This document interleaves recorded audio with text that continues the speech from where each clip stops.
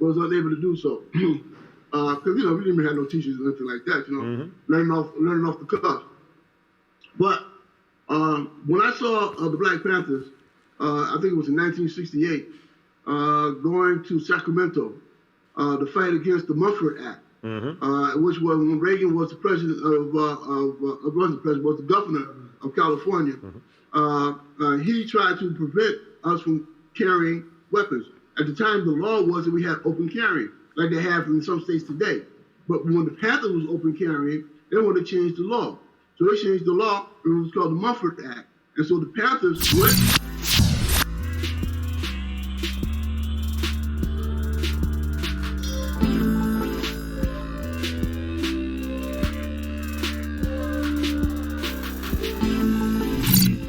Woo! Yo, what's up, everybody? It's your boy Sam B right here with the Tune Up Show. So look, right, the voice that you heard during the standby poster was the voice of Jalil Mutakim. I'll say Mutakim. Jalil Mutakim. His original name is... Sorry about that, guys. His original name is...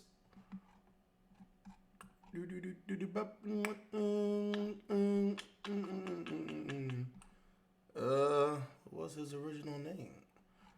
Anthony Bottom. Sorry about that. His original name is Anthony, formerly known as Anthony Bottom. So I'm pretty sure he changed his name to Jalil Mutakim. And for those people who aren't familiar, I just became familiar with it. One of my brothers sent this through our group text, and I just said, well, you know what? I'm on a roll right now, pushing out these videos, so why not, right? So let's get right into it, right?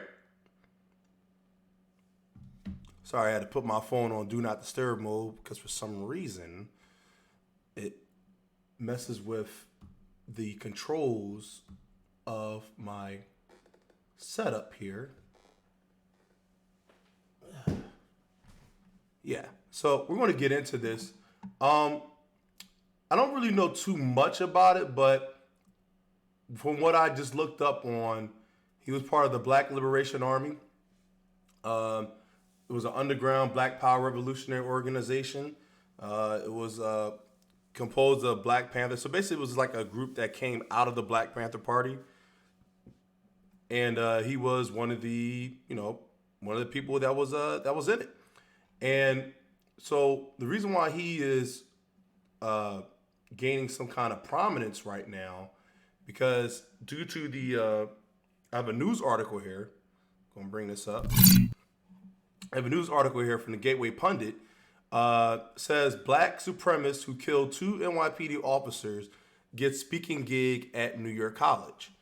Well, that's not surprising to me.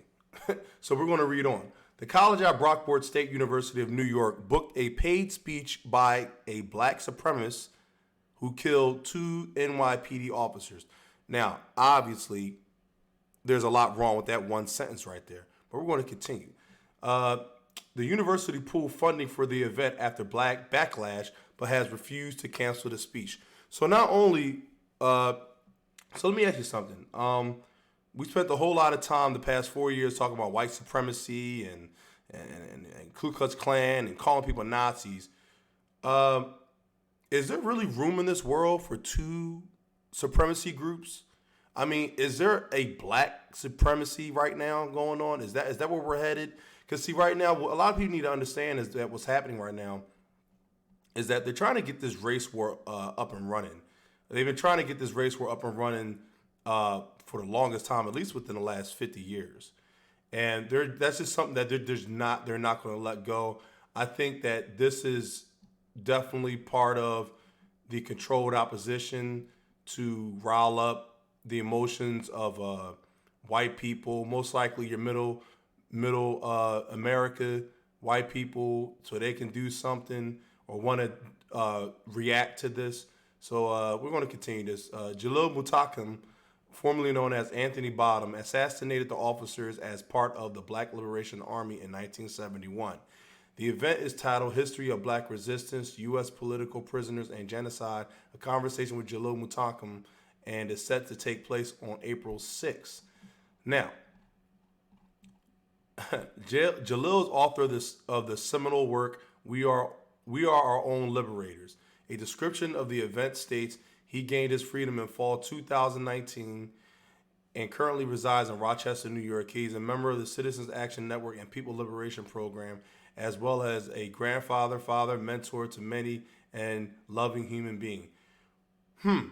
Wow. So he's all that in third, right? But he still murdered two people. And like I said, it's not my job for forgiveness. That's up to God. But I think we're it's a stretch. Okay, you find out what this guy did. All right, we're gonna keep reading on. We'll see how loving he really was. The description does not mention his ties to terrorist organizations and describes him as a political prisoner. Wow. Well, I mean, the guy is in prison for murder. So him being a political prisoner, if that's the way you want to just, put it up in, whatever soliloquies or whatever, then that's, you do that. But the guy was in prison for murder. Nothing else more, nothing else less. All right.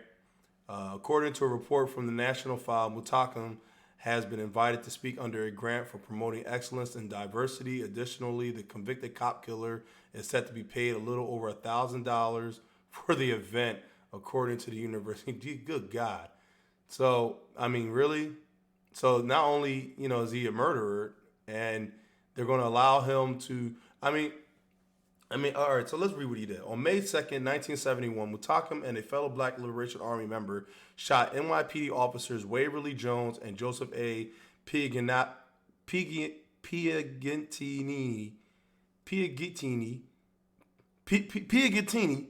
Good Lord. I don't mean chop this man's name up. I know he's not alive, but good Lord. Joseph A. Piagentini in the back. Piagentini pleaded for his life and told the gunman that he had a wife and children, at which point Mutakam and his associate took his service pistol and fired several more shots. Piagentini was shot 22 times and died while being transported to a Harlem hospital. The report explains the Black Liberation Army was a black supremacist organization responsible for the murders of at least 10 police officers. Former BLA member Assata Shakur. There goes those Shakurs. All right. At one point, they was hunting down anybody with the last name Shakur. At one point, but you can look up that information to yourself. That was due to Tupac Shakur may or may not have faked his own death allegedly, and that's why there was that whole thing was just well, that's another video, but. Former BLA member Assata Shakur played a role in the murder of New Jersey State Trooper Werner Forrester in 1973. She escaped from prison and received asylum from Cuba. Well, that's not surprising to me because Cuba is all about harboring fugitives and murderers and killers and pretty much oppressing their own people anyway, so she was right at home. Mutakam has never expressed remorse or apologized to the families.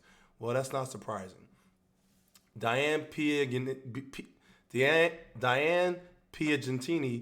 the widow of Officer Joseph Piagentini, wrote to Sonny Brookport to remind the college president of what happened to her husband, according to a report from Fox 59. While my husband lay on the ground pleading with them not to kill him, pleading he had a wife and children, Mrs. Piagentini said in her letter, Bottom took his service revolver and emptied it into his body. There were 22 bullet holes in his body. In response to the public outrage, the college said the committee has rescinded the grant and no funding will be used to pay the speaker. We are not, however, canceling the event. Academic freedom allows our faculty to invite guests of their choosing to campus to address our students. Well, that right there, if that's not telling enough, that's basically there for and in the beginning they call this guy a loving person, and well, it's a lot. Look, I don't know too many murderers, but I've seen the look on people's faces that have done some stuff. And believe me, these people are dead inside. You know, they don't, like I said, they say he doesn't apologize. Now, I don't know the whole facts of those cops. I mean, a lot of people say, like, oh my God, how can he have shot somebody that many times? And then I ask, well, what could a person done to be shot all those times? You see what I'm saying? And, you know, you could dig forever and you'll probably never really find out what's happening here. But, you know, there's those cops are dead. So we'll never hear their side of anything. This Jalil Mutakim this guy, I mean, there's plenty of videos of him online. I'm pretty sure April 6th comes around and he says his speech. Pretty sure he's going to gain some kind of traction. Pretty sure the leftist Democratic Party is going to pick him right up. And you'll be hearing more about this guy. The set has been staged. I mean, the stage has been set already for this man to. I'm pretty sure they got GoFundMe's already set up in his name. They're getting him out of prison because they need a degenerate like him, a leftist liberalist, most likely a communist like him. And that's just what it is. I've done my research on the Black Panther Party, and believe me, anything coming out of the Black Panther Party, you better believe that it's not in the best interest of anyone. These people, they're for the liberation of the homosexual community, forcing it down the black community's throat. They're woman worshipers. And like I said, that may sound bad coming out of my mouth right now, but as of right now, what's happening right now?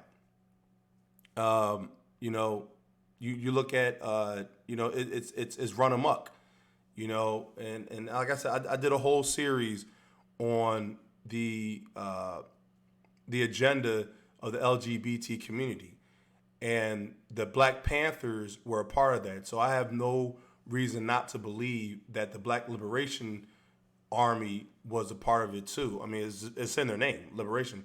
And one thing about black people, what black people don't seem to understand is that if you keep getting involved with politics and you keep getting behind the wrong politics, you're the one that's going to be left picking up the mess.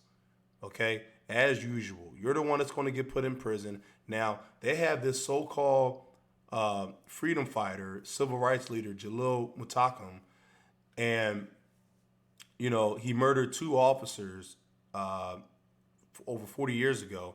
Now he's been free for a few years now. Now he's about to get paid.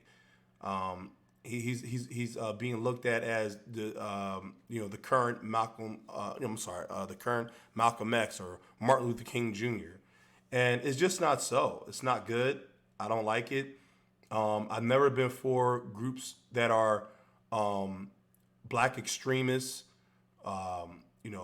Black Panthers or all that fist up in the air. I've never been for groups like that. I've never been for Marxist groups. I've never been for extreme left or extreme right. I'm not pro-gay. I'm not pro-LGBT. I'm not pro-black. I'm not pro-white. I'm not pro-cops. I'm pro-truth, okay? And if you're going to align yourself with anything, you need to align yourself with the truth, because the truth is all what you're going to have at the end of the day. So I'll be paying attention to this guy, Jalil Mutakim, and we'll see exactly what shows up when we empty his history out and see exactly what happens and where he's going to go. But that's the show right now. I just wanted to put that out there. Just do your own research on this guy, and I don't know. Put it in the comments. Tell me how you feel about it. Let's see what happens. All right, I'm out of here, guys. Peace.